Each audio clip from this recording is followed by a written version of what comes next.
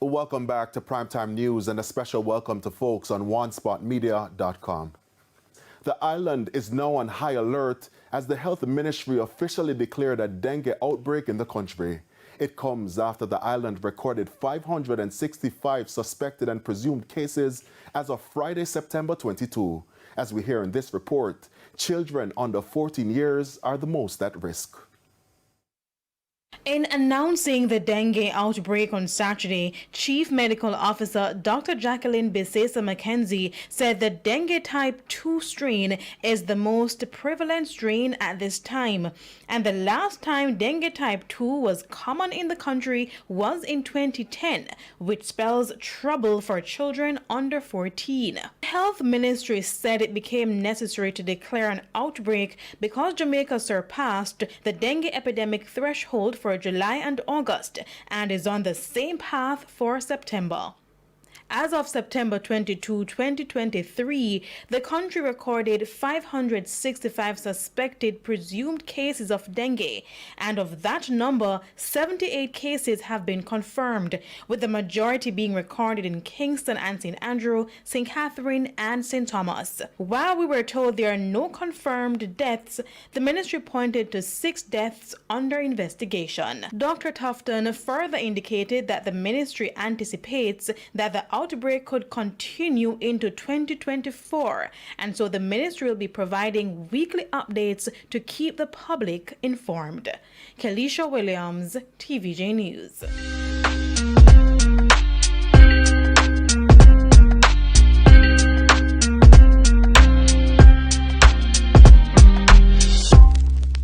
Alright, so welcome everybody to another episode of the Lest We Forget podcast, historical podcast by Tenement Yard Media. I'm your host, Davey, and on this episode, it's gonna be a special episode. You understand? Firstly, it's our first episode about Barbados history. Like, it took us a while to get there, but we're finally talking about Bajan history. You understand? So, wonderful time we'll be talking about. Secondly, this is our first episode about Caribbean environmental history. So, even more vibes. You see? And we're going to talk about mosquitoes and how the mosquito problem that the Caribbean have is like colonialism is to be blamed for that as well. Being blamed for a lot of things, but slavery and colonialism get some of the blame. And because we're going to talk about slavery and colonialism, just a bit of content warning for persons. And also a bit of warning for a special group of West Indians. You get me? I'm trying to say, because in recent years, you understand, anything that surrounds slavery, colonialism, there's a special group of people, I'm going to call them special for a reason, who come up with this thing about how talking about this and teaching slavery breeds victim mentality in West Indian students. You understand? I'm going to calm down. You understand, Bill? You understand? This is not, no. You understand? Like, every time somebody talk about slavery, when they start pour up like Broly, like, Mr. and Mrs. Super Science, calm down. Calm down. Understand? Have sense. Okay? Calm down. You understand? Make common sense flow through your bloodstream and reach your brain. Understand? This is not it. Cool? Nice. Alright. Now, another thing I want to say is that usually when we have episodes, we usually have a written version, specifically for persons who have hearing disability or persons who just don't like podcasts but still want to consume the content in a written format. We shall have it on our website. The written version for this episode will not be on our website. The link gone there, but you can take it to another person's website. Warning, it is not an illegal website we are sending it to. It's going to be linked to Island City Lab website. By the time you hear this, them website launch and it live. And Island City Lab, for persons who are not aware, is a Jamaica-based collective that does a lot of educational and conversations around urban planning, environmental policy, architectural engineering and design. Like, a lot of their stuff deals with, all of those studies specifically to the Caribbean, specifically island states. So we're gonna link our thing over there, to them. They are going to have it over there. And while you're over there, check out their other work. Like, they do some amazing work. It's one of the most exciting initiatives I've seen, in Jamaica over the years. They're absolutely amazing. So big up Doreen, big up Jordan. Like, when I do, it's just crazy, absolutely crazy. What is more for say? I wrote this episode late 2021 and it's 2023 now, and I'm staying at my friend's house and I'm revising it for recording. Just to keep it up to date and keep it fresh by the time you hear this. And his cat, Da Vinci, is keeping me company. And this is like 2 o'clock, 2 o'clock, 3 o'clock, 4 o'clock in the morning. So Da Vinci the cat, you understand? But this is I'm gonna show to you, you understand? Great companion. Big up yourself, sir. You understand? Hope you do with a bad piece of sleep. You see me I try to say. So shout out yourself. Big up yourself. But yeah, with that being said, I feel like I go through all of the things there.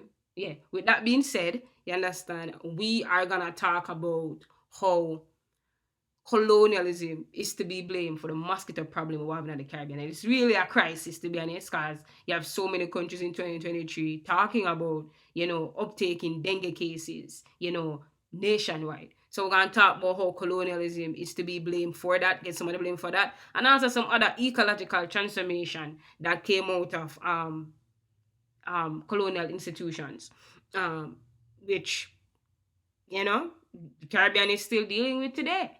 So, with that being said, you understand? Let us begin.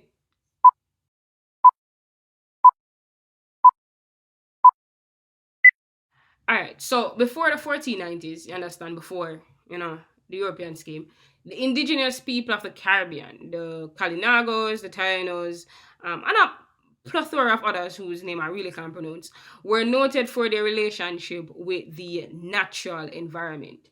To them, the land was and I'm going to quote here, the land was a breeding being on which we move and have our being. As such, they took great care to preserve it and treat it with the utmost respect, as repercussions had dire consequences if you never do that. And you even see a lot of environmental scholars, moving towards indigenous environmental policy because them things didn't make sense. You understand? So across the region, environmental consciousness, even before it was given a name, it was practiced. And that's something that indigenous community in the Caribbean and even worldwide still uphold today. But like all of the region problems, every single one, the environmental awareness went completely left when in October 1492, Christopher Columbus and company, they docked on the shores of the islands of the Bahamas. And in the decade, you understand, of colonial exploration of Christopher Columbus and company, other Caribbean countries became occupied by European colonizers. So we're not gonna go through the whole Christopher Columbus and island exploration and da da da da. But when they came here, slavery, as well as disease brought by the Europeans to the region, orchestrated a near genocide of indigenous population across the Caribbean.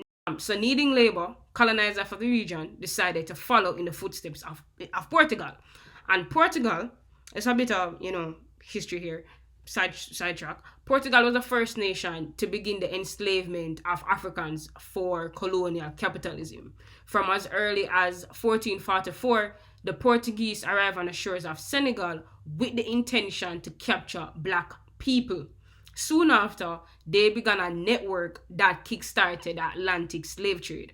In fact, by the 1600s, their dominance was so vast that other nations would engage with wars with Portugal for their access to enslaved Africans. You understand? And when the English, Dutch, and French would capture Portuguese ships during maritime wars, they often found enslaved Africans and sent them to work in their own colonies. So all of this are kickstarted from Portugal. Like, I know, I'm not going to say it's specifically to the Caribbean, a lot of conversations around Portugal is very much like, I didn't bring up in slavery, but, in South America, specifically Brazil, where most enslaved Africans went, Portugal, man.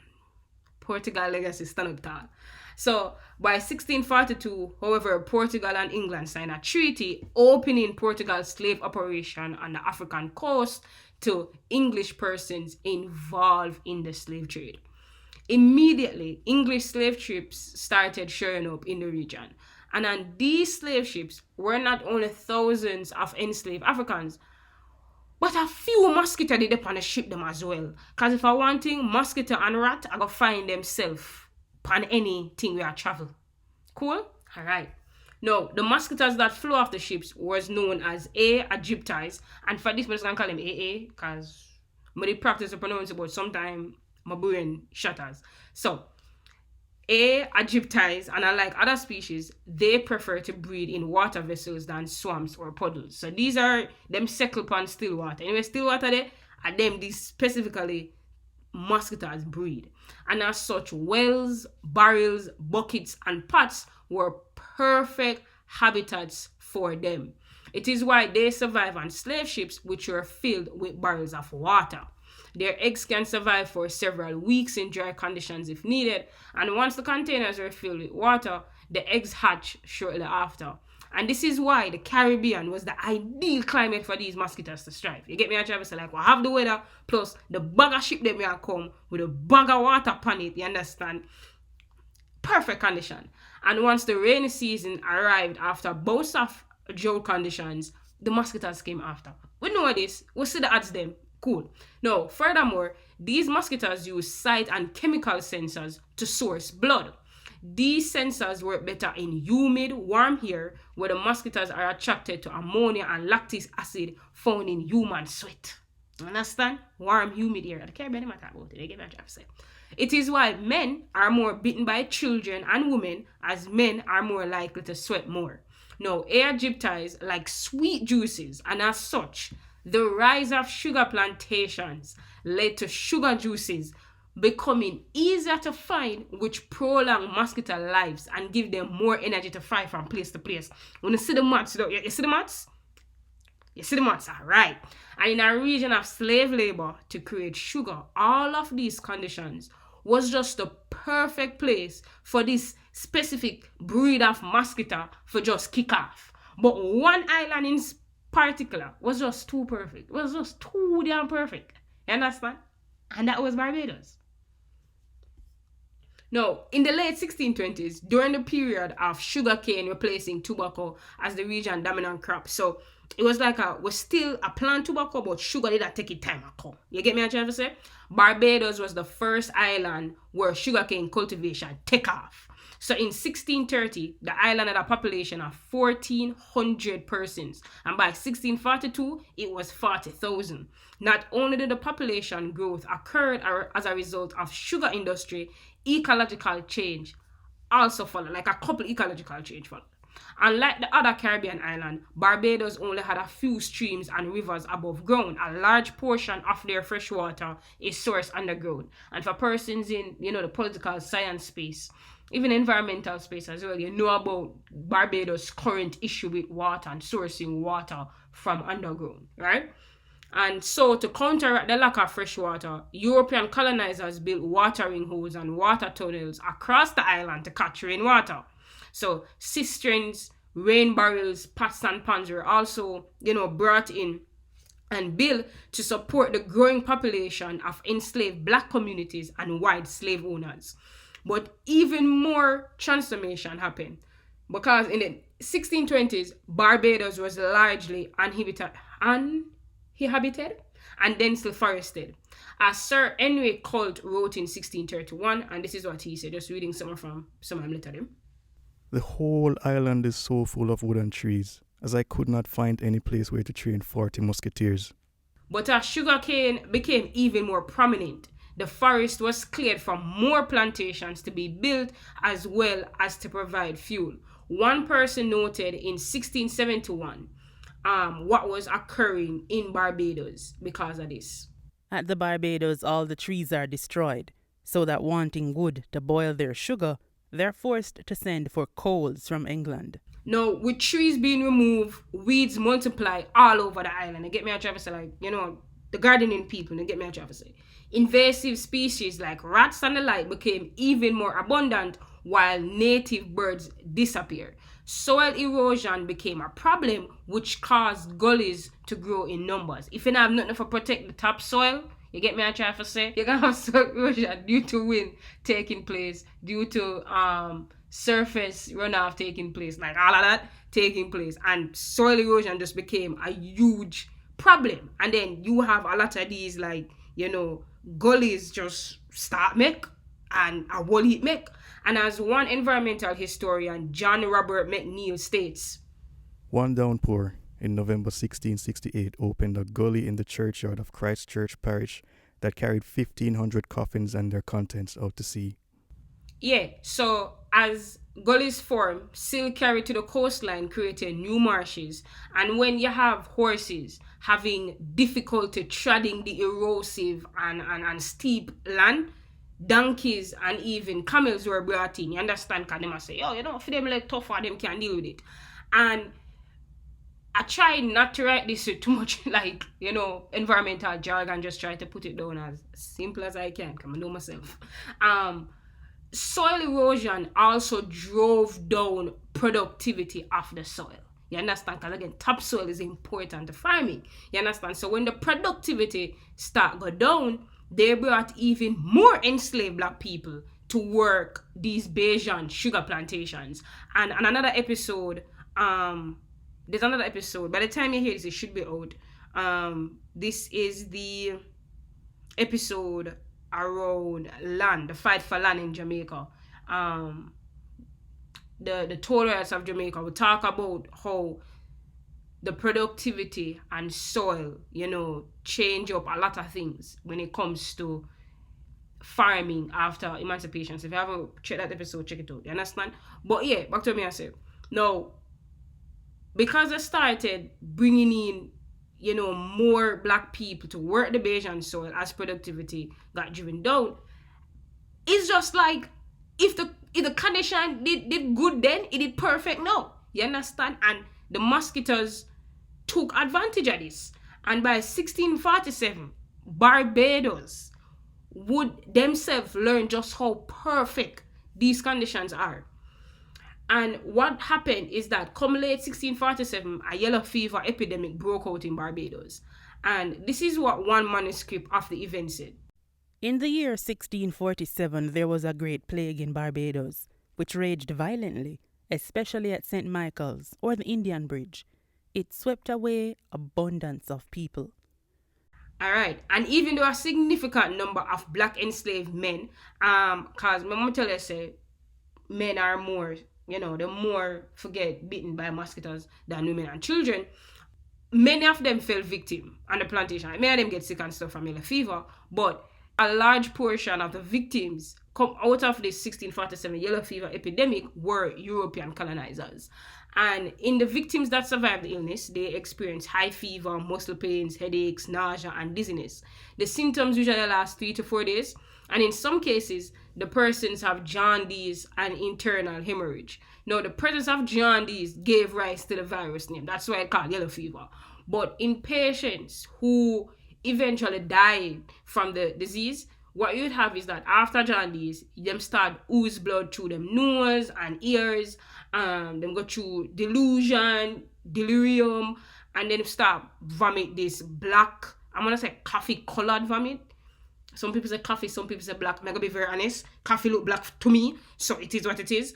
And this, even though it was called yellow fever, to the Spanish, they had a special word for the virus. They call it black vomit. You understand? And then after the vomiting, coma and death usually follows. Then another ecological change that propelled yellow fever was the rapid migration of monkeys to the Caribbean. Now, I'm soon get into all of this. Soon, we're going to talk about the monkeys. That's going to come. Me, David, we're going to talk about the monkeys. But monkeys arrived to the region via slave ships between 1640 to 1690, specifically the green monkeys, the vervet monkeys. They initially found homes in the woodland of the countries where the only predators were dogs and humans. But as these forestry areas were cleared for sugar plantation, the monkeys eventually found their way to the plantation for home and food. This brought them in close proximity to humans, where the monkeys were also hosts of the yellow fever virus. It also never helped that a lot of European colonizers were keeping the monkeys as pets. You understand? And that brought them even to more close proximity to humans for the virus to be transformed. But we'll still get into the monkey. I'm going to give the monkey them special time for shine. Later in the episode, we're going to talk about them. No. As the epidemic took over Barbados and thousands of white persons died, black people were brought in to replace them. And the mosquito disease outbreak also made the island less attractive to British immigrants. And so by the 1660s, Barbados was the first slave society in the British West Indies. And I really don't go too much into that, you understand? Because there's a whole other episode about Barbados being the first slave society. But for persons who want a quick pickup, Sir Hilary Beckles, one of the region's most decorated historian, he has a book around Barbados being the first slave society. I really believe it's called Barbados, the First Slave Society. You guys can just go check that out. I think it's in Tenement Yard Media Library. I believe it's in our library, but I'm not sure. But yeah, that's a good introduction of what that first slave society meant. You understand? So you can go check that. Now, out of them being the first slave society in the British West Indies, the slave code was established in Barbados and then was adopted to other countries, Jamaica, Trinidad, a plethora of Caribbean countries, and even found its way to the US states of South Carolina and Virginia. You understand? So, all will link up. You understand? All in the diaspora link up. You understand? Out of that slave code. And like the slave code, mosquitoes and yellow fever spread from Barbados to other areas. So it's like as slavery spread and as slavery become this very structured institution, mosquitoes just take up and ride alongside with it. You get me? I try to say? Yeah, man. So them go. And so as more Africans were brought in to work the plantation, more mosquitoes crossed the ocean to the Caribbean. And it just became this perfect cycle. So perfect that from the 1650s to the 1900s, mosquitoes, specifically yellow fever, wrecked the region completely.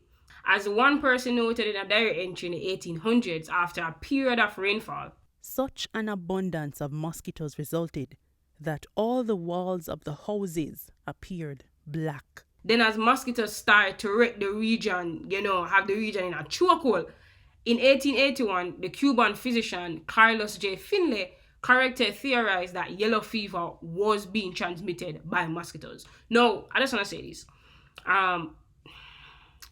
for the history people. Now, Carlos J. Finlay, his contribution to curbing yellow fever is largely uncelebrated outside of the Caribbean, and even in some places in the Caribbean, because the discovery of mosquitoes and yellow fever is largely attributed to the US military. I know them discovered. Them discovered after the monster, you understand? The US military came out with this theory in the 1900s. You understand? When they set up the Yellow Fever Commission. You understand? That stated that the disease was transmitted via mosquito bite. But Carlos Finlay, you understand? Him say all of this from 1881. People just never hear him, but that's it. You understand? So the discovery laid at his feet. You understand? The US military never take credit for that one. Now, Cuba, who would be under US military occupation soon after, would see one of the first national policies to curb the breeding of mosquitoes. As such, the commission began to set up mosquito control programs all over the island. This includes improving sanitation, widespread use of insecticides, reduction in the standing water areas that allow for mosquito breeding. Come on, tell you, so them specific mosquito here. They know the swamp, you understand? For them thing, still water. Anyway, you store water, they say them there, you understand? And they also start publishing facts about mosquitoes in local newspapers. So by March 1901, martial law was implemented in the country to further curb the cases. Persons were classified as either non-immune because they had no medical history of yellow fever, or immune because they had a past history of yellow fever. And then soon after all of these programs were implemented, the number of cases in Cuba fell drastically. Now, in nearby Panama, however, the turn of the century saw mosquitoes a deal with them. You understand it? A deal with them. And in the 1880s, a major outbreak of yellow fever prevented the French from building the canal. That's one of the reasons why they abandoned the project. Because what they saw was over 22,000 workers died during that period, many of them from malaria and yellow fever.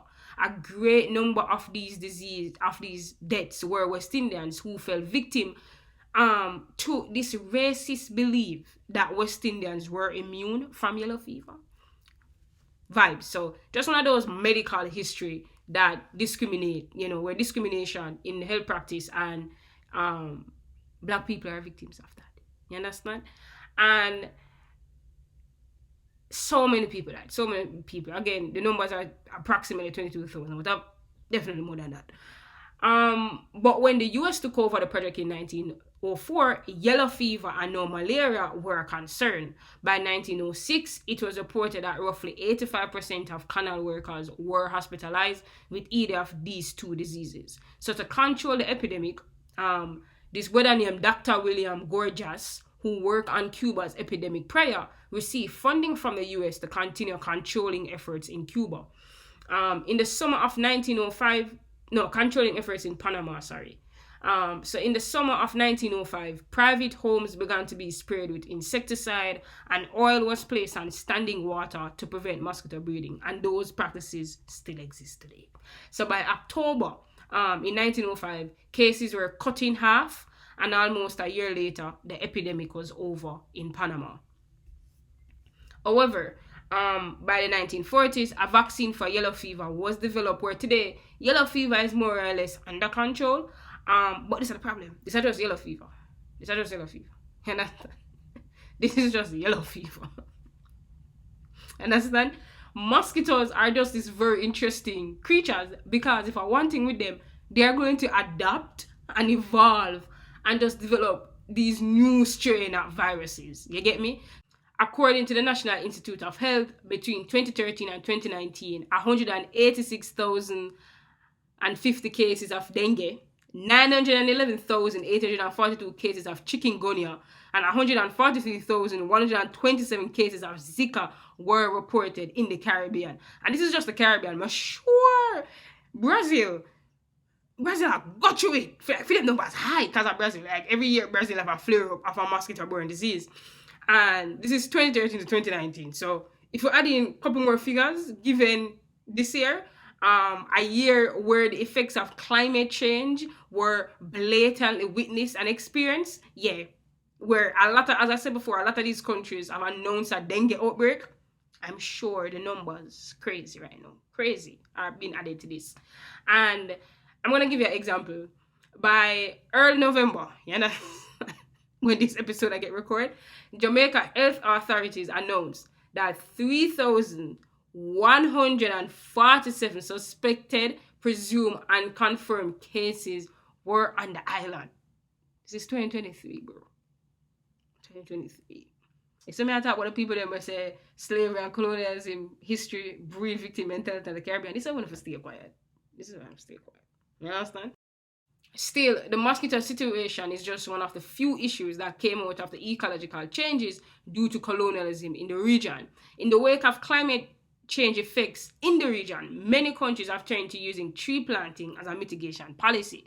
But tree planting can do so much more when you have widespread deforestation of the region. Deforestation, which colonialism played a major role. And so, one of the best examples, Montserrat. The island was a wild forested area in 1631. By 1676, a third of the forested area was cleared for sugar production. By the 1770s, the island was almost devoid of woodlands. In recent years, the country has implemented a yearly national tree planting initiative. And as the then plant nursery and agroforestry supervisor, Jervain Greenaway, this is a name. I'm in this position. Jervain Greenaway, this is what he said in 2011. There are not much fruit trees around, so we are trying to get as much trees back into the environment. We are doing our part to cut down on greenhouse gases and just beautify the whole of Montserrat. But Montserrat is just one example of a country who have faced these severe situations. By 1791, the environmental effects of colonialism was so severe in the Eastern Caribbean that Alexander Anderson, a supervisor at St. Vincent Botanical Gardens, wrote to this brother named Sir George Yonge, that's Yonge, and this is what he said. It is a matter of astonishment to see the inconsideration or rather the stupidity of West Indian planters in extinguishing many useful woods that spontaneously grow on all these islands except in the St. Vincent and Dominica. Hardly the vantage of a tree is to be seen of any sort, where the planter's axe could get at. Barbados, Antigua, and St. Kitts are almost rendered unfit for cultivation by the destruction of wood. And this clearing of forestry was not only for a sugar plantation. I just want to get that right. Because while reading Mosquito Empire's Ecology and War in the Greater Caribbean, 1620 to 1914, the author of that book, J.R. McNeill, he stated something of interest that is in the book. And this is what he said. They tried to recreate the open vistas of the British Isle for aesthetic reasons. They needed room for their livestock to roam. So yeah, in simple term, them didn't want aesthetic, so they just had clearer trees. They just had clearer trees, so aesthetic. You understand, like vibes.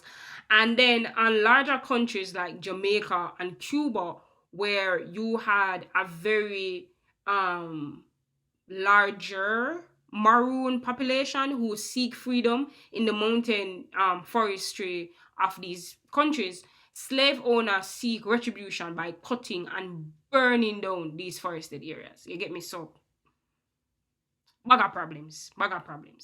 And the ecological effects went beyond the land. You understand? Because indigenous animals also felt the effects of colonialism. As, you know, I'm going to give you an example that still to this day cut me to my core. No, the green turtle was once abundant in the Caribbean. But soon after the English came to the region, they started to feed enslaved Africans salted turtle meat as it was affordable and easy to catch.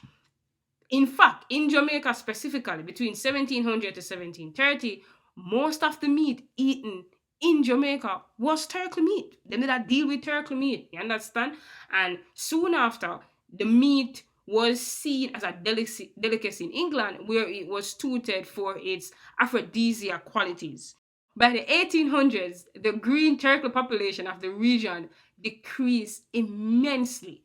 In 2011, a zoologist at the University of West Indies, Mona, Dr. Brian Wilson, this is what he stated specifically about where Jamaica is on the turtles.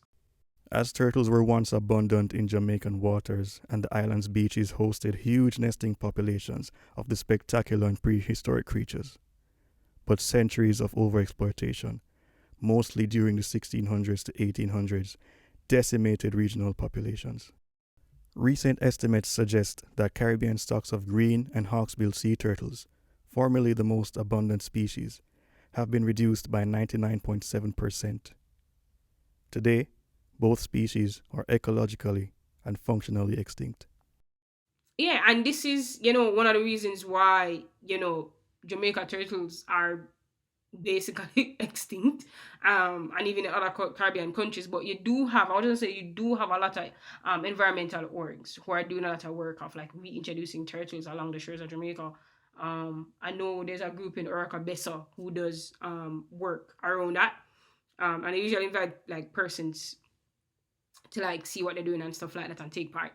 And we can't talk about animals and slavery and not talk about the monkeys. You understand? We talk about the monkeys. You understand? So we did mention up above how the monkeys got introduced to the Caribbean. Well, you see, after them come to the Caribbean, right? In a few years, like going in the 1680s, the green monkeys, the vervet monkeys, became notorious pests in the Caribbean, specifically in two countries, Barbados and St. Kitts and Nevis. And throughout the years, the monkey situations has gotten so bad in St. Kitts and Nevis that in recent years, the nation had to create a monkey task force to curb the issue. No, I just want to say, I found out about the monkey situation in St. Kitts and Nevis in 2020. And I decided at the time when I had a Twitter account, not on social media anymore, so that whole thread is not there anymore. But I did tweet out about the monkey situation in St. Kitts and Nevis, and garnered a bit of interest around the monkeys. And for persons who have no idea around the monkey task force and the monkey situation in St. Kitts and Nevis, what is happening in that country is that their monkey population has just blossom. You understand? It has gotten wild. And yes, it has become like I'm not gonna say a major, but it has become a tourist attraction in recent years because these monkeys have developed a reputation for being drunk, like the drunk monkeys of St. Kitts and Nevis. Them start get high on sugar brown, plantation era and then just make them way brown. But in recent years when their population, start to get crazy, these monkeys start raiding farms, vandalizing properties, harassing livestock, and listen, yeah, what part of them start stone you. There's those stories them start stone people when they're up on the road. You understand? And then in December 2020, St. Kitts and Nevis, them have enough, them can't deal with it, this is crazy. Like COVID just made the situation worse. And so the government decided that what they're gonna do, they announced this proposed shooting monkey exercise in Newton Ground to Belmont Mountain to curb the area's monkey population. So them just got full, Planet of the Apes. I'm just gonna start shooting monkey them. You understand? It is what it is. And in a press release, the government stated, this is what the government said on December 3rd, 2020. All farmers in these areas are asked if they are not attending the monkey control meeting. They're also asked to stay away from their farms during this period. But what happened was the show thing never successful. It was not successful thing. It was not successful thing. And then most recently in 2021, the St. Kitts and Nevis agricultural authorities, they started selling monkey meat to make dog food as an effort to control the monkey population. You understand? So that was one of the next things they start to do. Animal feed. But they did state that they won't stop people from buying it for personal use. Like in some parts of St. Kitts and Nevis. This is not something that's widely done. In some parts, okay, let me just say that specifically. Monkey meat is a delicacy. Understand? So them this not stop nobody, but specifically it's dog food. But vibes. And in the past, they have had other ways of dealing with the monkeys. They have tried even at some point, the monkeys were exported to the US to serve as test subjects for drug creation. So they have tried different things.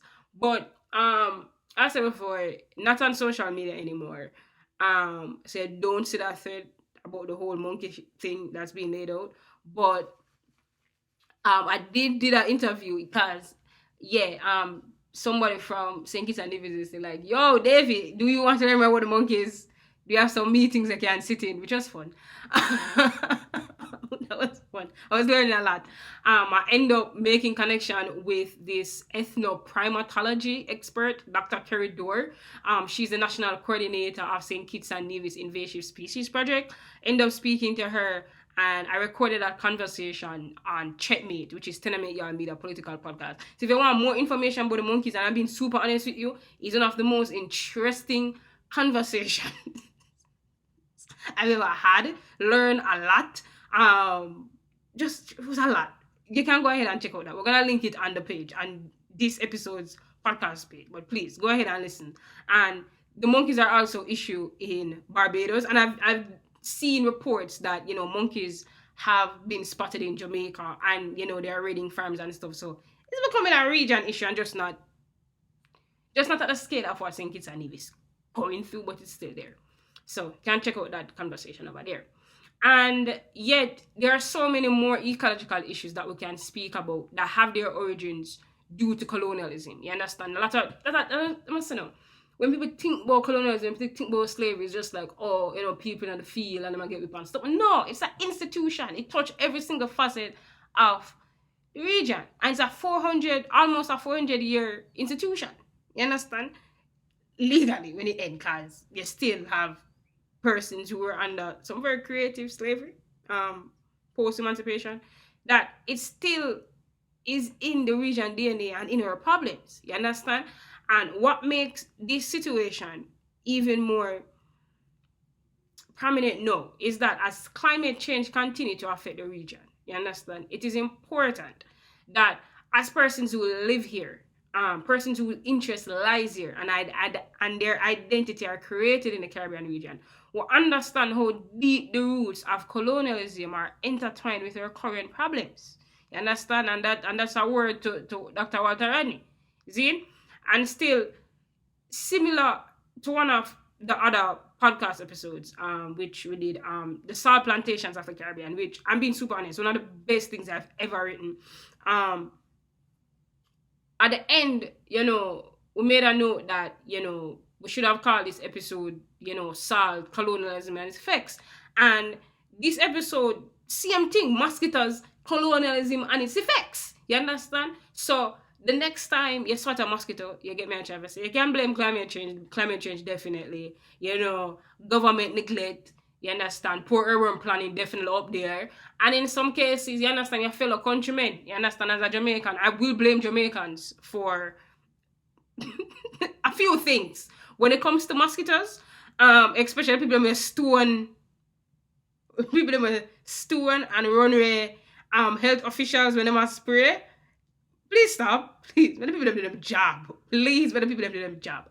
But while, there are a lot of blames to be passed around, we have to also blame our colonizers.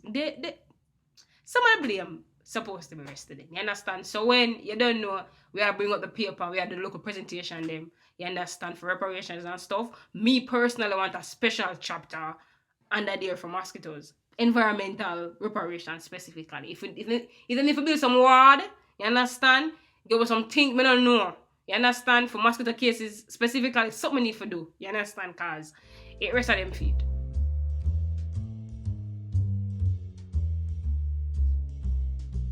And with that, we call an end to today's episode.